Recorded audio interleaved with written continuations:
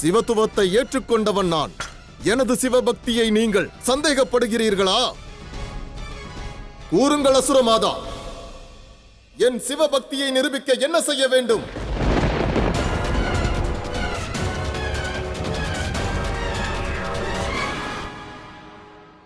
உன் மனதை கட்டுப்படுத்து கஜாசுரா. எவர் தன் பக்தியை நிரூபிக்க முயல்கிறாரோ அந்த பக்தியை மறக்கவும் நேரிடும். தித்தியும் சுக்ராச்சாரியரும் உன்னை வார்த்தைகளினால் வசப்படுத்த எண்ணுவர். நீ அகப்பட்டு விடாதே. அவர்களின் மாய வலையில் சிக்கிக்கொள்ள வேண்டாம். நிரூபிக்கப் போகிறாயா? எவ்வாறு நிரூபிப்பாய்? உன் பக்தியே உயர்ந்ததென்று பிரபஞ்சத்திற்கு நீ நிரூபிக்கும் வரை என்னால் மட்டும் உனது பக்தி உயர்ந்ததென்று ஒப்புக்கொள்ள இயலுமா?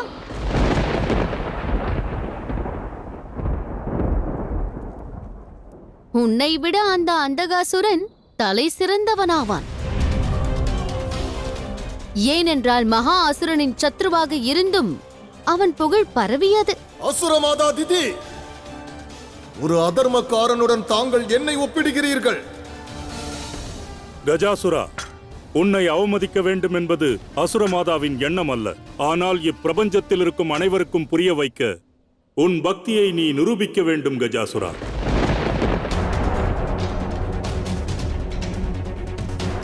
சரி, நானும் அசுரமாதா தித்தியும் உன்னை பரீட்சித்து பார்க்கப் போகிறோம்.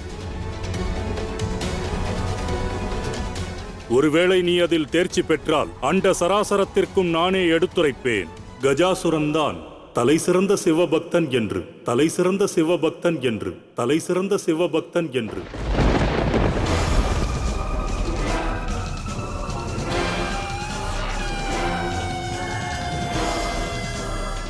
கூறு கஜாசுரா, தயாராக இருக்கிறாயா? என்ன கஜாசுரா, நீதான் தலை சிறந்த சிவபக்தன் என்று நிரூபிக்க தயாரா? இவ்வையகத்தோருக்கு நிரூபிக்க வேண்டிய அவசியம் உனக்கு இருக்கிறது. கூறு கஜாசுரா, உன்னால் நிரூபிக்க முடியுமா? கூறு கஜாசுரா, ஏன் இவ்வாறு ஆலோசிக்கிறாய்? கூறு கஜாசுரா. கூறு கஜாசுரா, உன் பக்தியை உன்னால் நிரூபிக்க இயலுமா? பதில் கூறு கஜாசுரா. நிரூபிப்பேன்.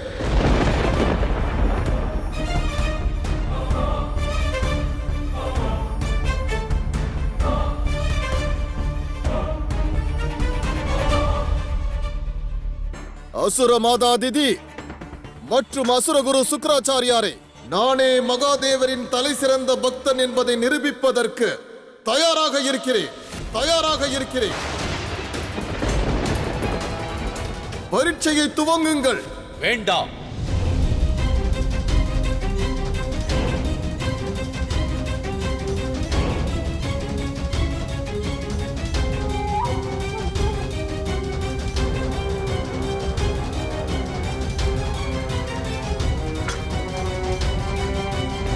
என்னவாயிற்று தந்தையே? தாங்கள் ஏன் என் வினாவிற்கு விடையளிக்கவில்லை? ஏனென்றால் இந்த சிவன் விருப்பத்திற்கேற்றாற்போல் அல்ல. அவசியத்தின்படி உத்தேசத்திற்கேற்ப உகந்த தீர்வினை கண்டறிவேன். அக்கேள்வி கைலாயத்தை நீ துறந்து செல்லும் வகையில் அமையலாம். இல்லையேல் கஜாசுரன் சிவபக்தன் என்று நிரூபிப்பதற்கானதாக இருக்கட்டும்.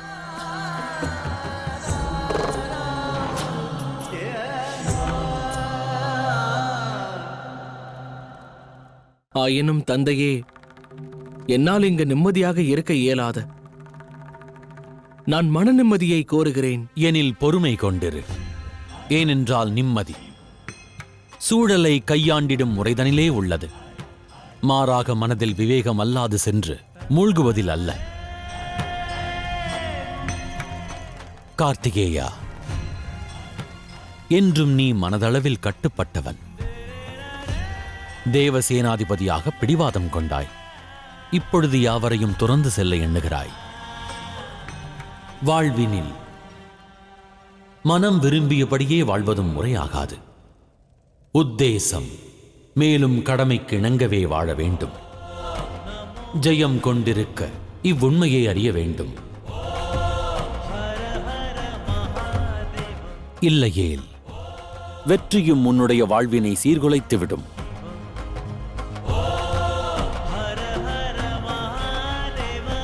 கஜாசுரன் வாழ்விலும் அவ்வகையில் ஓர் இருள் சூழப் போகிறது. என்ன நேரப் போகிறது மகாதேவா? நேர்வதியாவும் திதி மற்றும் சுக்கிராச்சாரியாரின் வசமே உள்ளது. ஆனால் சிவனோ பிரபஞ்சத்தின் மிக பெரும் சவாலை எதிர்கொண்டிட ஆயத்தமாக இருக்கிறான்.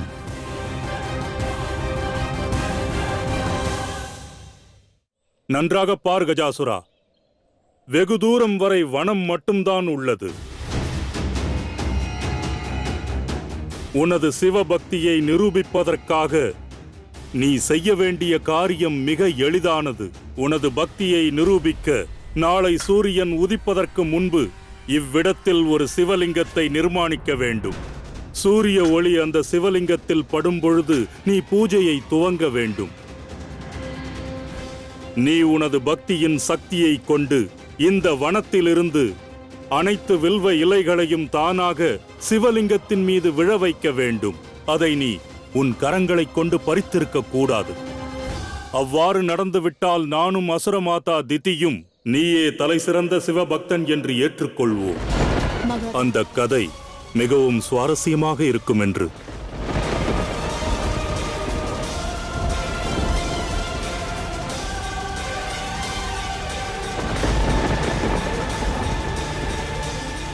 அசுரகுரு என்ன கூறிக்கொண்டிருக்கிறார் மகாதேவா? பிரபஞ்சத்திலிருந்து தாங்கள் சென்று விடுவீர்களா?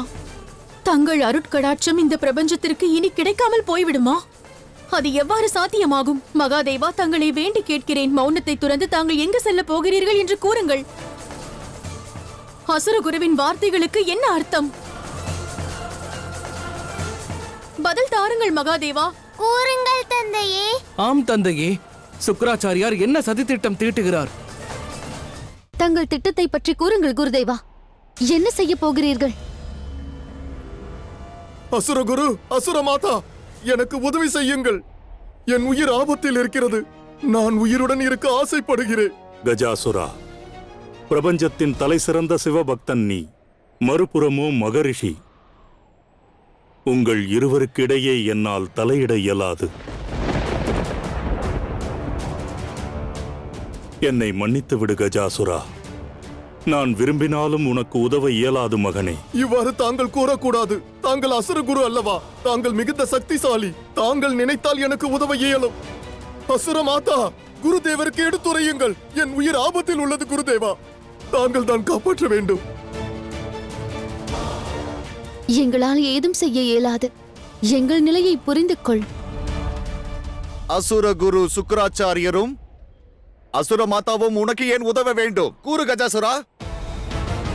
இதுவரை நீ அசுர குலத்திற்காக என்ன செய்திருக்கிறாய்? மரண பயத்தில் தான் பூஜை செய்தாயா? இல்லை இல்லை, நான் ஒன்று மரண பயத்தால் மகாதேவரை பூஜிக்கவில்லை. அமரனாவதற்காக செய்யவில்லை. நான் என் உயிர் உள்ளவரை மகாதேவரை பூஜிக்க வேண்டும். அது மட்டும்தான் நான் வேண்டியது. அவர் பக்தியைத்தான் நான் யாசித்தேன். குருதேவா, ஏதேனும் ஒரு வழி இருக்கும். தாங்கள் தயவு செய்து கூறுங்கள். என் மீது கருணை காட்டாமல் இருக்காதீர்கள். எனது உயிரை காப்பாற்றுங்கள் குருதேவா. மகாதேவா, தங்களை வேண்டி கேட்கிறேன். கண்களை திறந்து பதில் தாருங்கள். கண்களை திறந்து பாருங்கள் தந்தையே. தாயே, தந்தை தியானத்தில் முழுமையாக லயித்து விட்டார். இனி என்ன செய்வது? சுக்கிராச்சாரியார் கூறியது உண்மையாக நிகழ்ந்து விட்டால், மகாதேவர் நிரந்தரமாக பிரபஞ்சத்தை விட்டு சென்று விட்டால், அவ்வாறு நடக்க வாய்ப்பில்லை. இந்த சக்தி தனது சிவனை எங்கும் செல்ல அனுமதிக்க மாட்டாள்.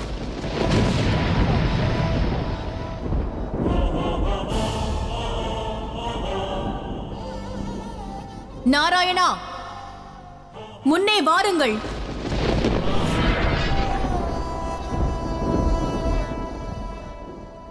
நாராயணா, சுக்கிராச்சாரியர் கஜாசுரனை மாய வலையில் சிக்க வைக்கிறார். மகாதேவர் இப்பிரபஞ்சத்தில் இருந்து நிரந்தரமாக சென்று விடுவார் என்று கூறுகிறார். ஆம் நாராயணா, தங்களால் தான் தீர்ப்பு காண இயலும். தந்தை இப்பொழுது தியானத்தில் லயித்து விட்டாரே.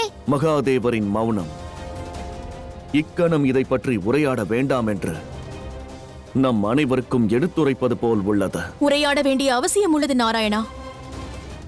அசுரகுரு சுக்ராச்சாரியர் மகாதேவரை பிரபஞ்சத்திலிருந்து அனுப்புவதற்கான திட்டம் தீட்டுகிறார். மகாதேவரோ மௌனம் காக்கிறார். மகாதேவர் ஆதி அந்தமற்றவர், அனைத்தையும் அறிந்தவர். பிரபஞ்சத்திலிருந்து அவரை அனுப்ப இயலுமா?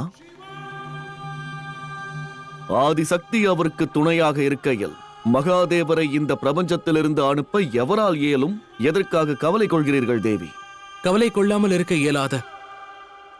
ஏதேனும் செய்யுங்கள் நாராயணா. தாங்கள் சென்று கஜாசுரனுக்கு புரிய வையுங்கள். வரவிருக்கும் பேராபத்தை தடுத்து நிறுத்துங்கள். தேவி, மகாதேவரை மௌனம் காக்கும் பொழுது நான் சென்று கூறுவதால் என்ன நடக்கும்?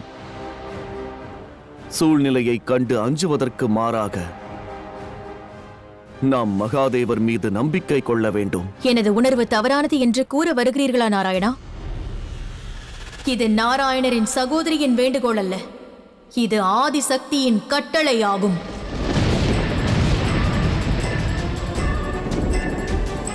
செல்லுங்கள், தடுத்து நிறுத்துங்கள். சகோதரியின் வேண்டுகோளையும் மற்றும் ஆதிசக்தியின் கட்டளையையும் நான் நிச்சயம் நிறைவேற்றுவேன். இக்காரியத்தில் நான் வெற்றி பெறுவேன் என்று தங்களுக்கு வாக்களிக்க இயலாது. ஆனால் என்னாலான முயற்சியை நான் நிச்சயம் செய்வேன்.